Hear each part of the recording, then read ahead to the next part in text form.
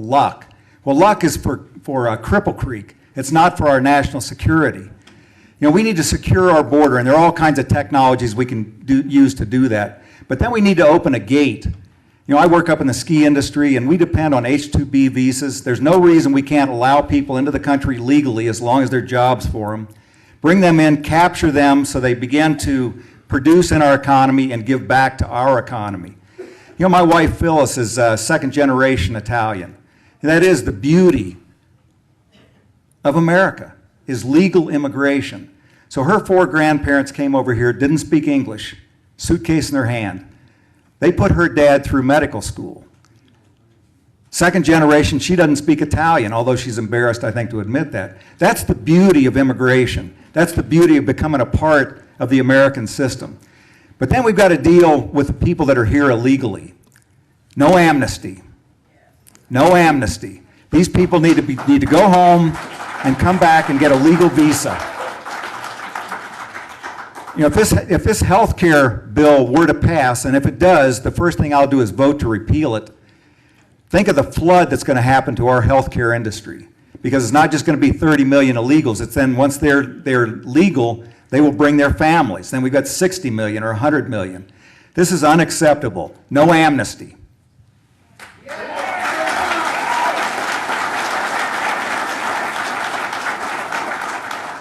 Thank you, Bob. All right, Bob, next question's for you again.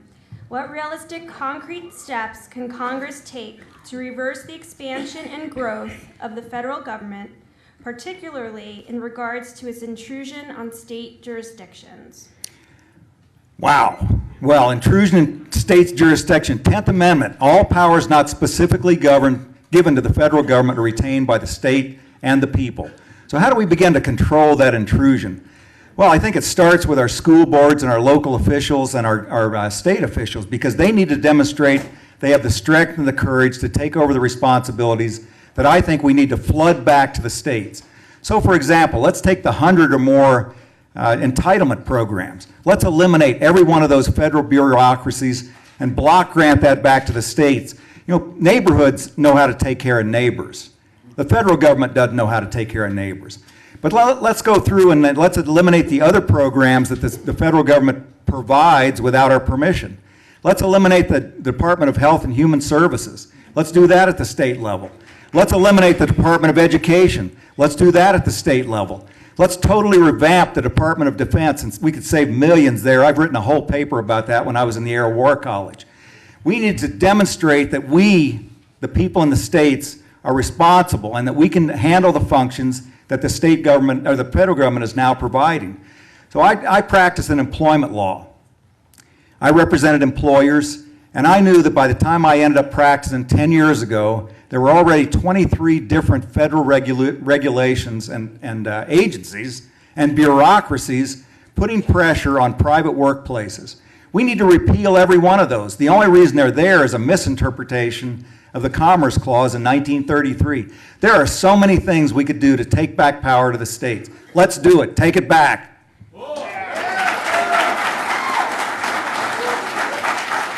Thank you, Bob. And can I remind the audience to keep your applause till the end? We do want the candidates to speak. Thank you. Okay, Scott, do you need me to repeat the question? No. Okay. No, I haven't. You know, Bob, I'm not an attorney, and I never played one on TV. I'm a simple small businessman. And I've learned a fundamental lesson. You don't spend what you don't have, and you don't live beyond your means.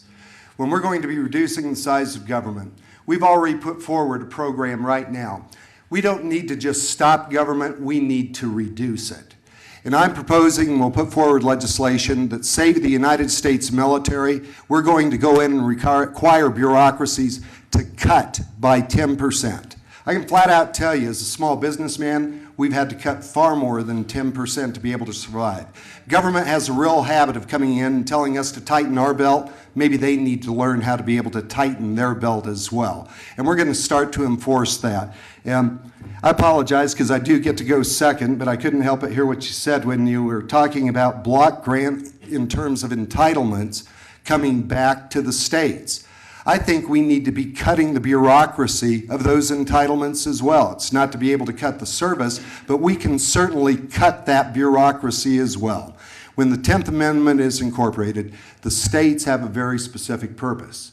But I think we need to go to that next and the very most important level as well.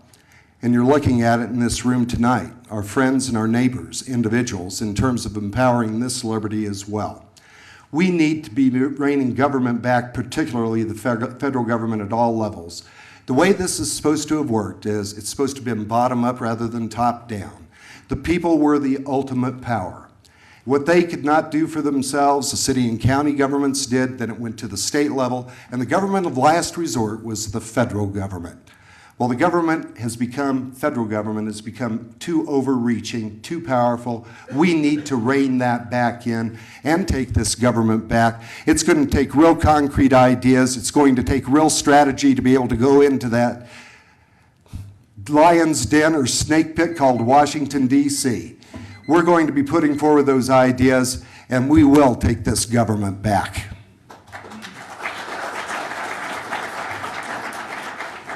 Thank you, Scott.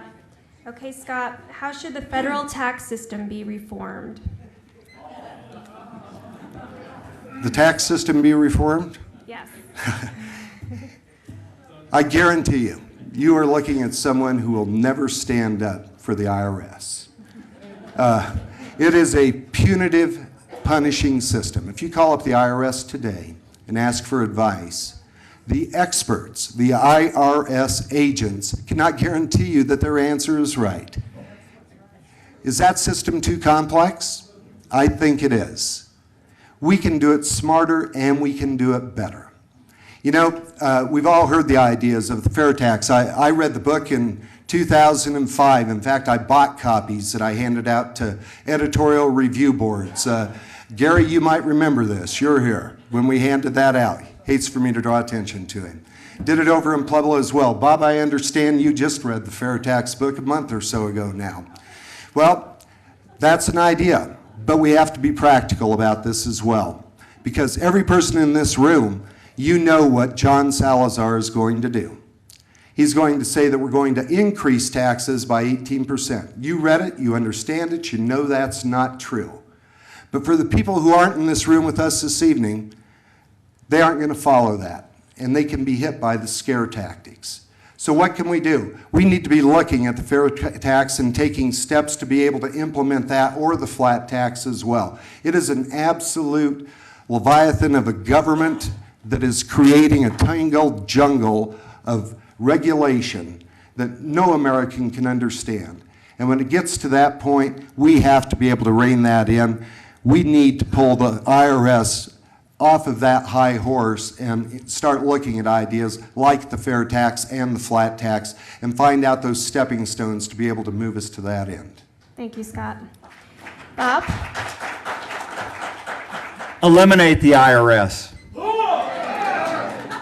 I understand that, Scott, you got tripped up by Salazar on this in 2006, and I'm not going to get tripped up that way. Eliminate the IRS. There won't be the argument that I want to increase a sales tax on top of the income tax.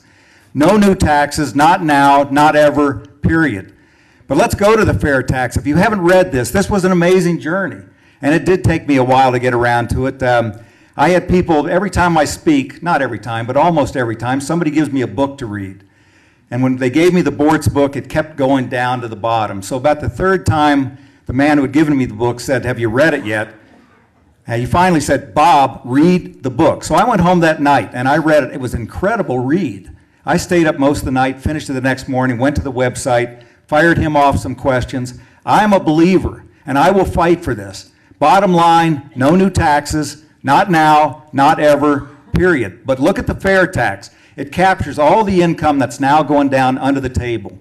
It captures all the expenditures that people make every day, whether it's for illegally generated money or not. It also captures the money of all the 20 million visitors who come into this country.